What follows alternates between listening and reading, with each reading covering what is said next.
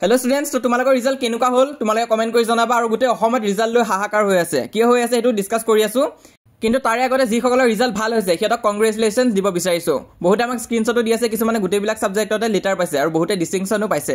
তাতে বহুতে অকমান আপসেটো হৈ আছে 5-6 নম্বৰৰ কাৰণে সিহঁতে লেটাৰ মাৰ্ক পোৱা নাই কিছুমান সাবজেক্টত। তো তেনেকুৱা নিচিনা হয়, ইমান চিন্তা নকৰিবা। কিন্তু আজি ডিসকাস কৰিবলৈ আৰু এটা টপিক আছে, সেইটো হৈছে যে বহুত ষ্টুডেন্ট কিন্তু এবাৰ ফেল হৈ গৈছে দেখা গৈছে। আগতে যত 75% ষ্টুডেন্ট পাস হয় এবাৰ কিন্তু 60% হে পাস হৈছে। আৰু ইয়াৰ আৰত মেইন কাৰণটো হৈছে তোমালোকৰ দুটাতে পাস হোৱা নিয়মটো। কিছুমানে 30 পাইছে এমসিকিউত কিন্তু থিওৰিত আকৌ 11 পাই গৈছে। তো তেনেকুৱা নিচিনা ষ্টুডেন্টটো কিন্তু ফেল হৈ গৈছে। তো দুজন মানে স্ক্ৰীনশ্বট দিছা, সিহঁতক গ্ৰেছ মাৰ্ক দি পাস কৰাই দিছে, তো ঠিকে আছে।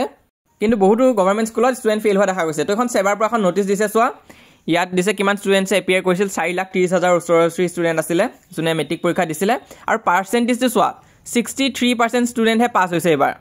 উইনবাৰতকৈ এবাৰ বহুতে ষ্টুডেন্ট ফেল হৈছে। আগতে যত 25% মান থাকে এবাৰ 40% ওচৰা-ওচৰি ষ্টুডেন্ট ফেল হৈ গৈছে। আৰু ইয়াত তোমালোকে চাব পাৰা কিমানে তোমালোকৰ ফাৰ্ষ্ট ডিভিজন পাইছে, কিমানে সেকেন্ড ডিভিজন পাইছে, কিমানে থাৰ্ড ডিভিজন পাইছে দিয়া হৈ আছে। আৰু টপ ডিস্ট্ৰিক্ট হৈছে শিৱসাগৰত মেক্সিমাম ষ্টুডেন্ট পাস হৈছে। তাৰপিছত ডিব্ৰুগড়তো বহুতো ষ্টুডেন্ট পাস হৈছে 81%, আৰু ধেমাজিত পাস হৈছে 80%। তো এইখিনি আছিলে টপ 3 ডিস্ট্ৰিক্ট। আৰু সবতছে লোৱেষ্ট ডিস্ট্ৰিক্ট হৈছে শ্ৰীভূমি, য'ত আগতে কৰিমগঞ্জ বুলি আছিলে। তো সেই ডিস্ট্ৰিক্টখনত অকল 47% ষ্টুডেন্ট পাস হৈছে, মানে আধা আধি ষ্টুডেন্ট ফেল হৈ গ'ল তাত।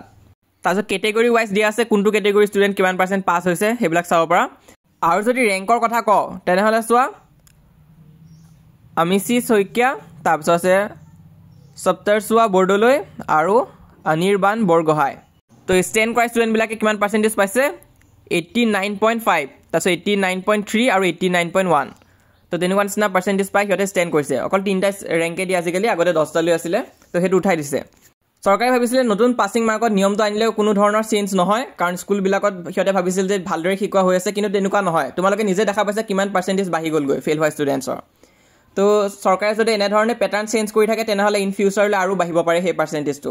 আৰু তোমালোকে কমেণ্ট কৰি জনাবা তোমালোকৰ এক্সাম কেনেকুৱা হৈছে।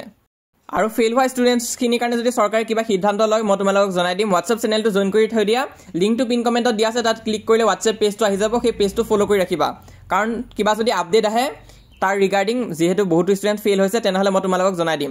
আৰু চেনেলটো ছাবস্ক্ৰাইব কৰি ৰাখিবা, নেক্সট ভিডিঅ' আহিলে তোমালোকে গম পাই যাবা।